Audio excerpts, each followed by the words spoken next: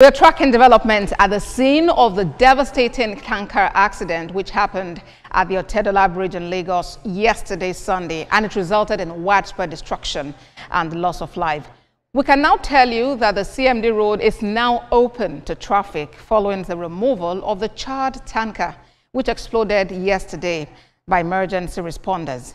Heavy lifting equipment were deployed while recovery officials pushed back media as a protective measure due to gas oozing out of the tanker. Emergency services were hard at work as they worked to remove the burnt-out tanker and recover the bodies of the victims.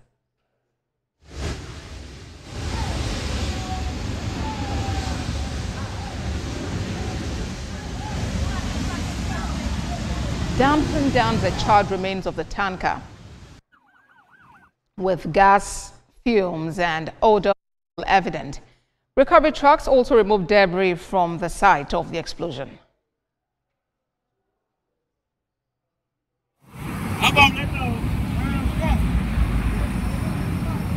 With the church side out there.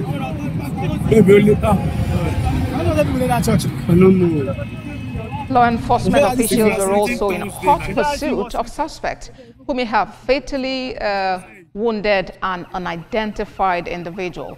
Hoodlums attempted to take advantage of the situation near the scene, but law enforcement officials quickly restored order.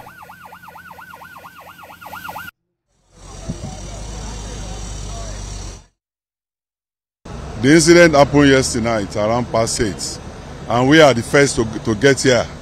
Immediately we call another major responders. All hands has been on deck to make sure that all the victims that can be rescued, the needful has been done.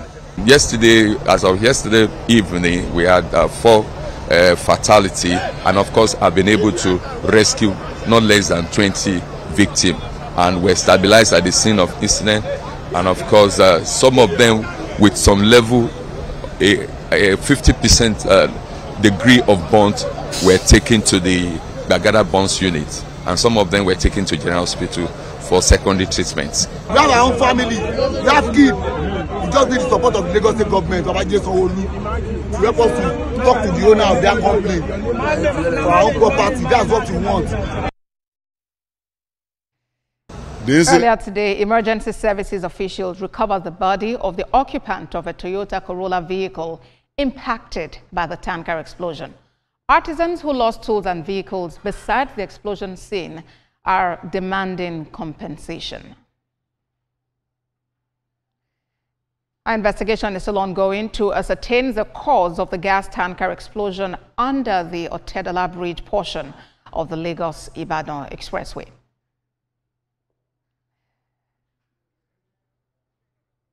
Now, for more updates on the fire incident, our senior correspondent Sarah Yeku joins me for more updates. Sarah, bring us up to speed on the current situation at the Otedola Bridge and events surrounding this gas tanker explosion.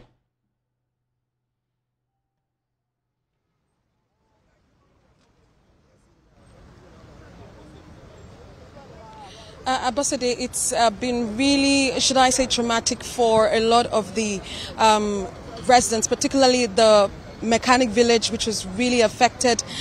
This building over here, which is a residential building, and it's housed. They had the dental clinic just below in this one-story building. For the tricycle owners, for some of the vehicle owners, for of course the families that have lost their loved ones.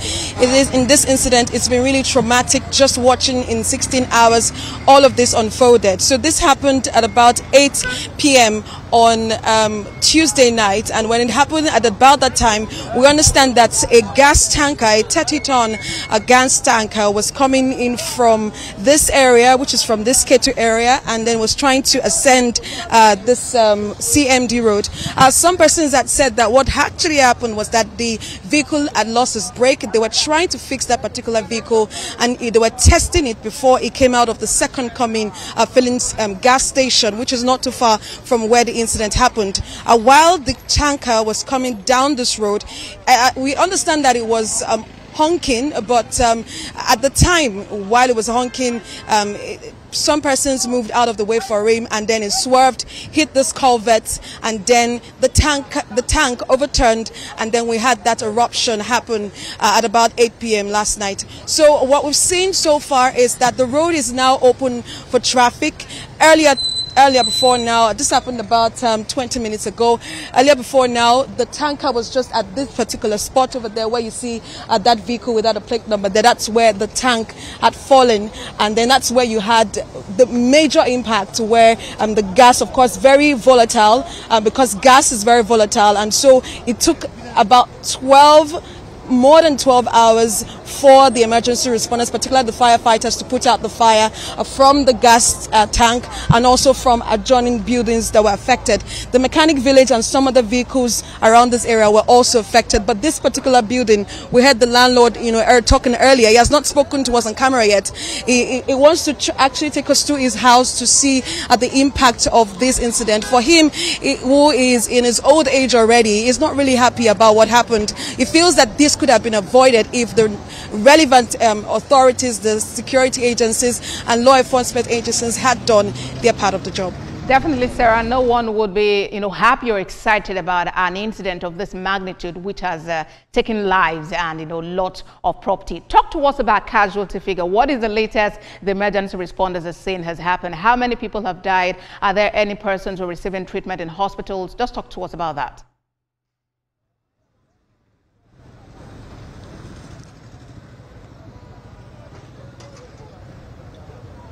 So for now, what the number that we've had, last night we had that 2 persons that died here at the scene. This morning when we got here, we confirmed that 4 persons had died.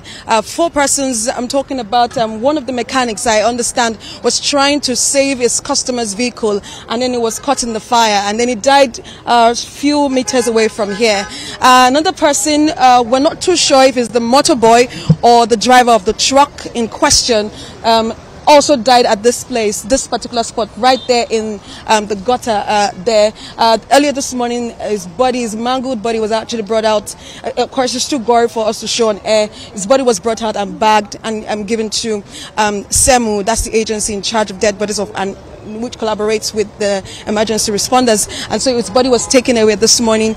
We kind of don't have identity of some of the persons yet, because some persons died in some of the vehicles that were affected here. 12 vehicles were also affected. I understand 8 tricycles, some of them that were parked along in that's opposite the mechanic village. Some of them were parked at this other side of the road, and so some of them were also affected. They've been asking for compensation, because really, where do they direct their questions to? This may not directly be the government's responsibility, but for the company now, they're asking who is going to pay compensation for the loss they've incurred just in 16 hours.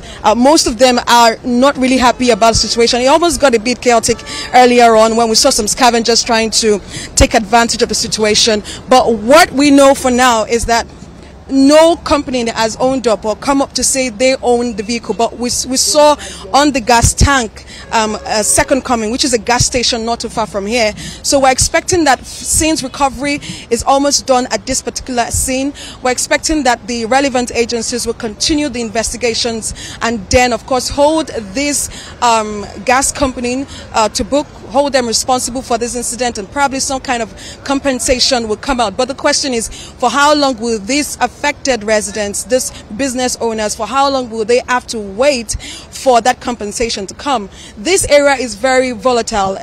Not too far from here, you see a no entry for truck sign. There have been arguments about where exactly was the truck coming from. So we understand that the truck was coming in from here. So the no entry for truck, I understand it has to do with the bridge. So trucks are not allowed to use the bridge, this particular bridge, they're not allowed to use it. But then the question of should they be using this small road, which should be for motorists, small car owners, should they be using this particular road? That's a question that we're asking. But the argument is, since you have petrol filling station on this road, you also have a gas station on this road, how would they be supplied? So these are some of the questions that have popped up earlier today, and we're hoping that the government, of course, will come up with stricter measures. They have laws. It's not like there are no laws, but they have laws, but stricter measures, enforcement, because around this area alone, we have about 3 checkpoints just at that CMD, the Otedola point. Under this bridge, there's another checkpoint. Down this road, there's the DSS office. So there are various checkpoints along this route. And it also brings the question about how fit are these vehicles on the Nigerian road. So different questions popping up, but the major thing now is, where does compensation come from, and when will this compensation get to these affected persons? Real huge questions, and we hope that we can get answers to them in the hours and days and weeks to come. Senior correspondent Sarah Ayeku, thank you very much for that robust, detailed update you've given us about the Otedola gas tanker explosion.